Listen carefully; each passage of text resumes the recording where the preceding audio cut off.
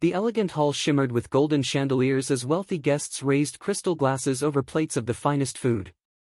At the center sat a billionaire, admired and envied, cutting into a meal worth more than most people earned in a month. Just as the fork rose toward his lips, a voice tore through the silence. It was raw, desperate, and filled with urgency. A ragged homeless girl stood at the edge of the room, her hair tangled, clothes torn, her eyes wide with terror. "Don't eat that," she screamed, her voice echoing like an alarm. The billionaire froze, his hand trembling. What could she possibly know about his meal that he didn't? The city had always been a place of contradictions. Skyscrapers touched the clouds, hiding the shadowed alleys where the forgotten lived. Among the forgotten was Maya, a girl barely 15, whose life had been a storm of hunger and survival. She knew the streets better than anyone, every corner that held discarded bread, every doorway that offered fleeting shelter. Maya had once lived in comfort.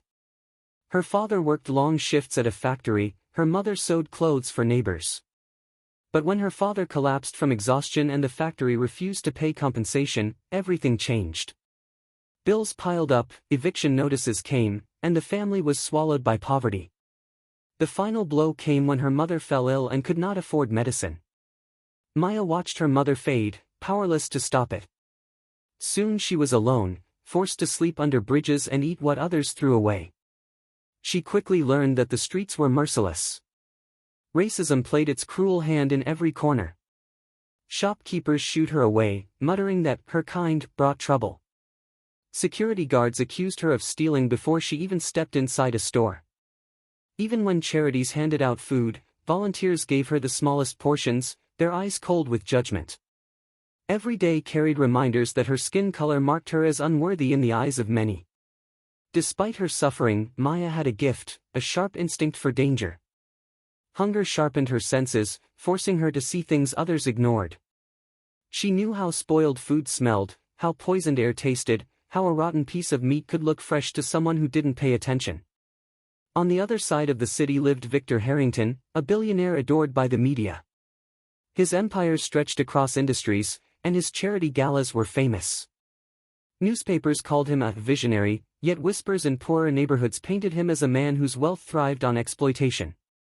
While he sat in penthouses with wine and gold, families like Maya's sank into despair because of his factory's unfair wages and ruthless layoffs. On a cold evening, Victor hosted his grandest banquet. Politicians, businessmen, celebrities filled the hall. Food glittered like treasure, silver trays with roasted meats, golden bowls of exotic fruits, wines imported from across the globe. Cameras flashed, reporters whispered praises. For many, it was a night of beauty. For Maya, sneaking in through the back doors, it was a battlefield between truth and silence. She had no invitation, no place in such a glamorous world, but she carried knowledge that could change everything. And it was in that moment, as Victor raised his fork, that Maya's voice broke through the noise, her warning slicing sharper than any blade. All eyes turned to her. Gasps rippled through the crowd. Whispers began to swirl like storm winds. A homeless black girl had dared to step into their sacred world of polished marble and crystal glasses. The looks she received were daggers, disgust, shock, anger. Some guests covered their noses, others clutched their purses tighter. The security guards surged forward, ready to drag her out. But Victor held up a hand. Something in Maya's eyes, desperation mixed with certainty, made him pause. He demanded to know what she meant. Though her voice trembled, she stood her ground. Maya had spent the last 2 nights near the kitchens of this very hall, scavenging scraps. She had seen something the guests hadn't. Late at night, workers had unloaded crates, their labels smudged and suspicious. She had watched as meat sat unrefrigerated for hours, as rats scurried across bread loaves. Most importantly, she had overheard 2 staff whispering in panic about a shipment rejected by health inspectors. That rejected food, she realized, was being served tonight, hidden beneath layers of garnish and expensive plating. But that wasn't all. As she lingered in the shadows, she had uncovered an even darker truth. The spoiled food had been deliberately rerouted to Victor's charity events. Why? Because it was cheaper. While his speeches boasted of generosity, he cut costs by feeding people, especially those from poor neighborhoods, with rejected goods. For him, appearances mattered more than lives. Maya remembered vividly the children at a soup kitchen weeks ago. They had eaten food donated by Victor's companies. Hours later, ambulances rushed them away, their small bodies writhing from food poisoning. The newspapers never covered it. No one dared to speak. But she had seen it. She had lived it. Her scream tonight was not just about one plate of food. It was about exposing the pattern of cruelty masked by luxury. The guests didn't believe her at first. Murmurs grew. "She's lying for attention," some said. "She probably wants money," others muttered. Their words were soaked in prejudice. They looked at her torn shoes and dirt-streaked skin and dismissed her truth. Victor, maintaining his calm billionaire's smile, tried to laugh it off. He reminded everyone of his reputation, his donations, his philanthropy. But Maya stood firm. Her voice shook as she painted the picture, about the rejected crates, the rotting food, the poisoned children. She spoke of how the poor always suffered first, while the rich dined safely. Every word carried the weight of survival. The tension in the hall grew unbearable. Guests shifted uneasily, glancing at their plates, pushing them away. The illusion of safety was cracking. Cameras began recording. Social media was already ablaze with clips of a young girl confronting a billionaire at his own banquet. And then, a waiter stumbled forward, his face pale. He admitted, in a broken whisper, that Maya was right. The food had indeed been rerouted. The kitchen staff had warned the managers, but orders from above silenced them. Suddenly the room exploded with chaos.